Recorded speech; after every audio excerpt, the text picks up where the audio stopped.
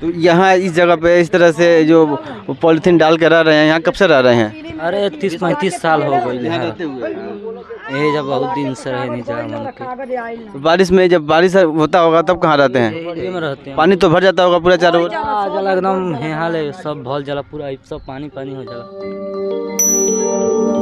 और तमाम तरह के घोषणाओं के बाद भी लोगों की जीवन स्तर में किस तरह के परिवर्तन आते हैं और कैसे कैसे सुधार होते हैं, आप इस नज़ारे को सीधे सीधे आप देख सकते हैं।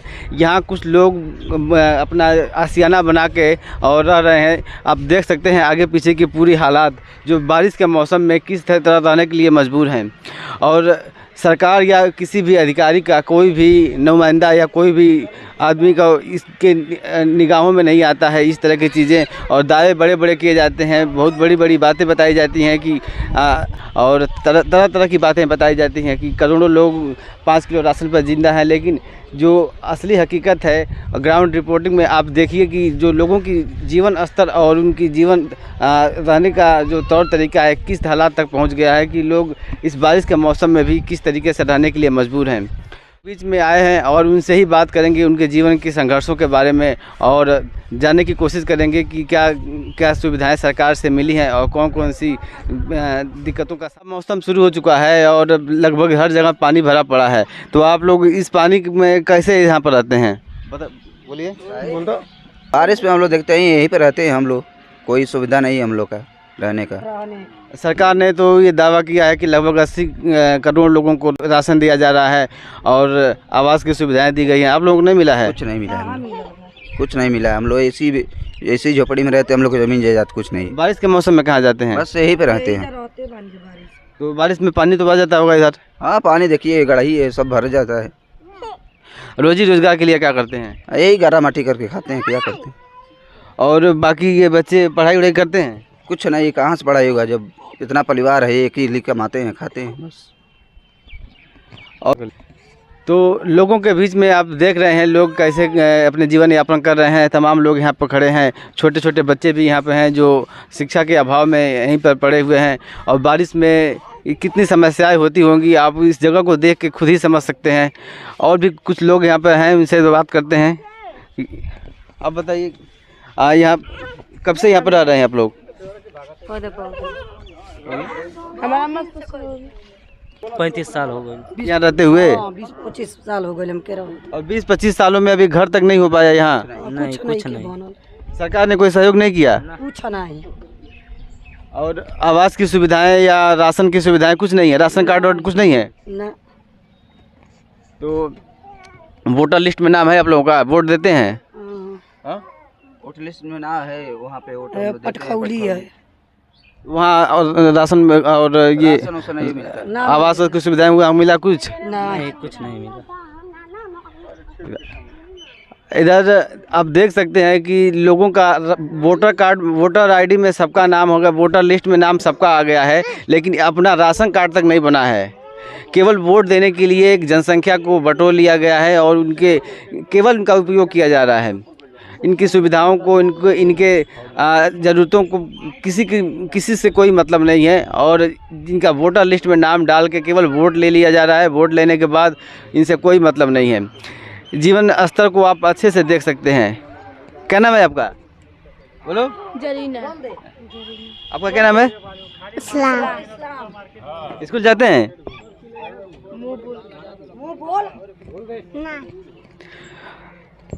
तो आप मतलब काम क्या करते हैं? गारा माटी करते हैं हम लोग। पढ़ाई की है कि नहीं कुछ? नहीं मिला।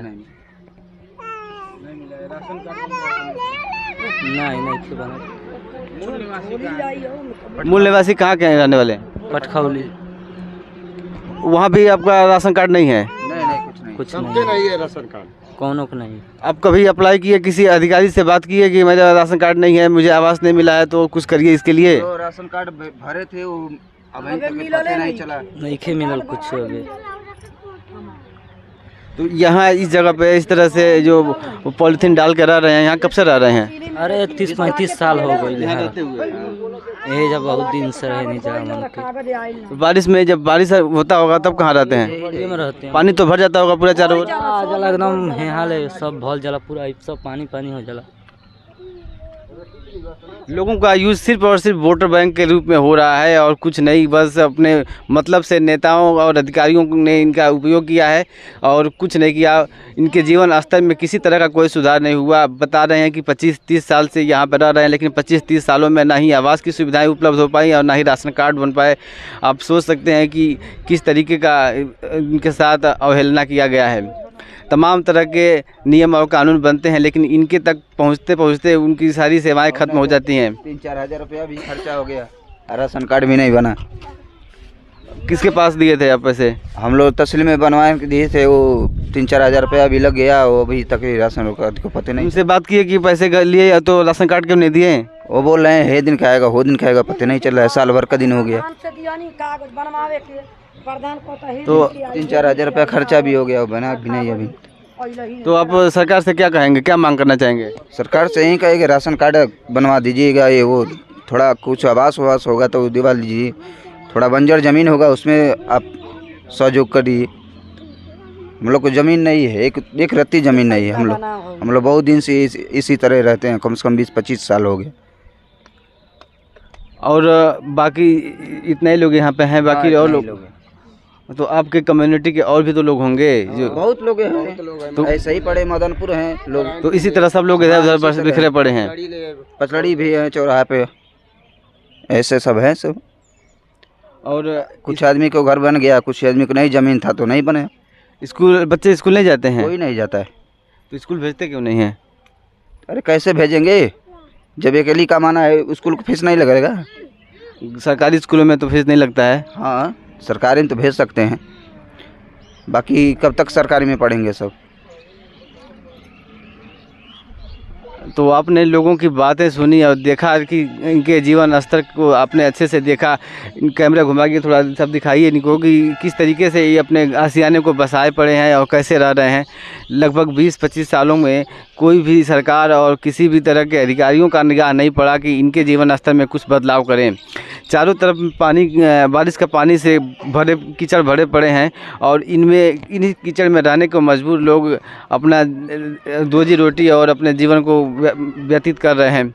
तो इस तरीके से किसी भी नेता और किसी भी अधिकारी को अगर इस चीज़ों का प्रभाव नहीं पड़ता है तो ये सोचने वाली बात है कि जो लोग सत्ता में बैठे हैं या जो लोग अधिकारी बन के बैठे हैं वो क्या कर रहे हैं, किस काम के लिए बैठे हैं। इनका नाम वोटर लिस्ट में डाल के केवल वोट तो ले लेते हैं, लेकिन इनके जीवन के स्तर में कोई सुधार और किसी तरह की कोई भी कार्यों को करने के लिए वो आगे नहीं। क्या हालत है, कैसे लोग रहते हैं और खाने पीने की व्यवस्था देखिए, अपना रहने खाने का, सोने का किस तरह से व्यवस्था करके रखे हैं। इस तरीके से एक परिवार और एक मानव और एक इंसान किस तरीके से जीवन यापन कर सकता है। आप सोच सकते हैं कि जो 2024 का भारत है ये इस तरह के जीवन जीने के लिए मजबूर है।